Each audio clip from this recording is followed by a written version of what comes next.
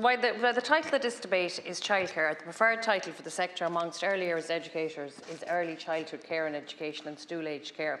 And I know that many educators and their trade union, SIPTU, which is the Early Years Union, have communicated this message to the Department of Children on many occasions. I suppose the shortening of their title to childcare can be seen maybe as kind of indicative of the lack of respect that's been shown to the sector, which is led by some of the most highly qualified and dedicated women. And I say women because the early years still remains a 98% female-dominated sector that I meet in my day-to-day life. I'm a mother of 3 children, so I've had a lot of interactions with earlier educators through the years. And I think it's this ongoing lack of respect which has led to the various crises, I think, which engulf the sector today and will continue to engulf the sector until a radical and total overhaul of this most important element of our economy is addressed and undertaken. I'm talking about the crisis in recruitment and retention of staff. We've all spoke about this here today, which is fuelled by the crisis in pay and conditions. I'm talking about the crisis in shortage of places, particularly for babies, which again has come up loads of times here, younger children, which is preventing many people, and again chiefly from women, from engaging in the workforce. On a single day last June, in Sligo alone, some 5 private providers left the sector. 1 service was taken on by the community, resulting in the net loss of 4 excellent, fantastic small service providers. A further provider, a young woman, has confirmed her intention to leave the sector and be closing her doors in June 2026.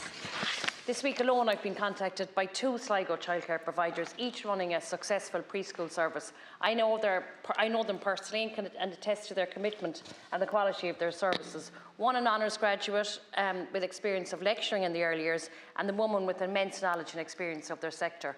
Each of them is desperate to exit their own private business in a sector which has become so toxic, I hate to say the word toxic, to many of its leaders. One has identified special needs. Going into the areas of special needs is more rewarding, more professionally and financially, and the other would like the state to acquire her business. The women feel taken for granted. They feel as the Department of Children has no interest in them.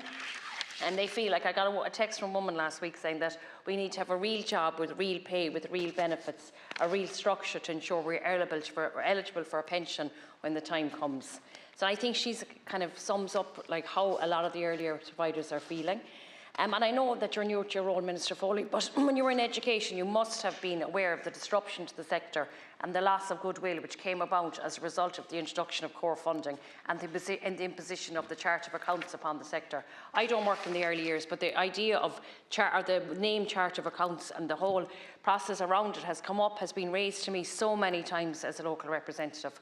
The Charter of Accounts was introduced without any meaningful consultation with the people who implement it, and I know that many services are struggling to get their Charter of Accounts done again.